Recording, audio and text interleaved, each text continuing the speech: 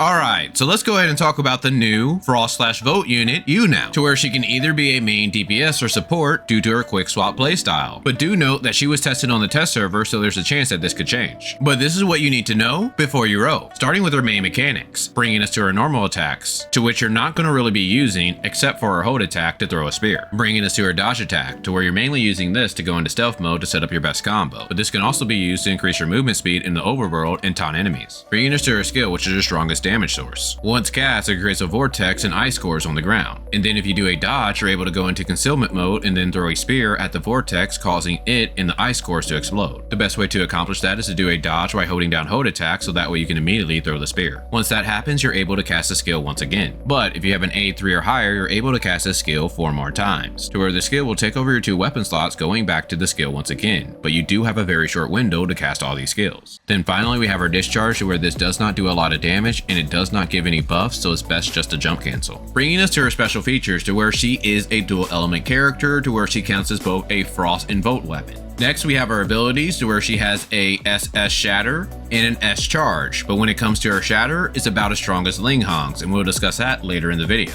Then she has a trait, Force Impact, just like Brevi, to where it's going to increase the Vote and Frost damage. And if you inflict Frost to a target, they're going to freeze, and Vote attacks will remove buffs from the target. And when it comes to Elemental Resonance, she has Fusion of Vote and Frost, to where she gets the best stats from her Vote or Frost gear. And of course, she has the Vote and Frost Resonance. And then for her Domain 9 skill, she has Chilling Strike, to where every time she hits a target, it does additional damage, and this is further increased by her Frost attack, HP, resistance, and crits. And this counts as normal attack damage. And this can further be increased by 1.3 times if you have a flame or physical weapon on the team. Then when it comes to her trait, it is really strong, to where it increases the final damage by 18%, and it's further increased by an additional 6%. The only problem is that her kit gives a lot of final damage, so depending on your stats and matrices, you might be better off using Ling Hong's trait, to where it's going to increase the final damage and give you a frost damage boost for every frost weapon in the team. And if you are doing triple frost, you definitely want to use this trait. So now let's go ahead and talk about her playstyle, to where mainly you're activating your support's buffs. Once those are active, then you're getting on Yanuo, so that way you can activate her skill, and then you want to do a dodge attack into a hold attack, so that way you can throw a spear and reactivate her skill. And then if you have 3-star or higher, you're going to quickly activate her 4 skills. After this, you're usually switching to other main DPSs, so that way you can do the most damage possible until you can activate this combo once again.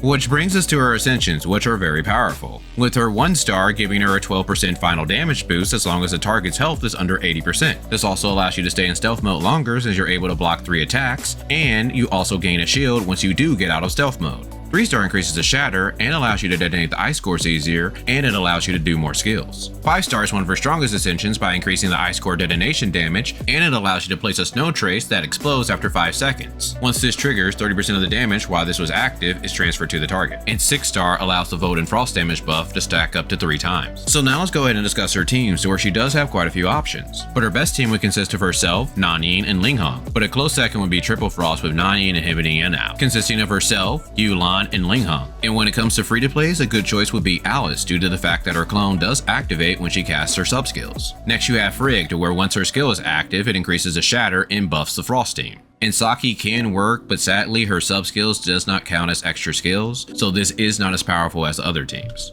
Which brings us to the matrices, starting with Yanuo's, which are very powerful. Her 2-piece increases the Vote and Frost damage and allows you to move faster when you're in stealth mode. Her 4-piece greatly increases the elemental damage as long as you have 1 frost weapon on the team, and if she's on the team, you increase your final damage by 9%. On top of that, you get a Fever Hunt buff, which increases your final damage by another 30%. These matrices are so powerful that 0-star can rival max Yulan matrices if she's not on the team. On top of that, if you max these matrices and use them in the martial artist Yulan team combined with her signature matrices, this team is not too far behind Yuno's main teams. And if you have Nanyin on a team, using her matrices are of course very powerful, bringing us a Ling Hong matrices, which are most likely going to be your go-to matrices besides Yanuo's, especially if she's on the team. Then we have Yulan matrices, which are also really powerful, which are really only beaten out by newer matrices. Bringing us the Brevi matrices, which are really powerful and can beat out Yulan matrices. And finally we have DPS matrices, where the strongest combination is going to be a 2-piece Lyra, 2-piece Cobalt, since it will be pretty easy to debuff the target with Yanuo. But these still rank the lowest due to Yanuo's quick swap playstyle. And finally, let's go ahead and bring up some of her flaws. Her shatter is actually pretty bad, similar to Ling Hong's, skills, even with the 3-star buff. And lastly, she really wants her later Ascensions. 3-star fully unlocks her kit by allowing you to get extra skills, 5 stars makes those skills very powerful, and 6-star just gives you a massive buff. Due to this, she may not be the greatest for low spenders unless you absolutely have no frost units on your account. But when it comes to pull priority, I recommend that you get 1-star, next you get a 0-star 4-piece, then you try to aim for 3-star, after that 5-star, then if possible, max your matrices, and then finally go for 6-star. And that should be everything that you need to know before you roll. But let me know down in the comments, are you rolling for you now, or are you waiting for those future characters? But other than that, I'll talk with you guys later.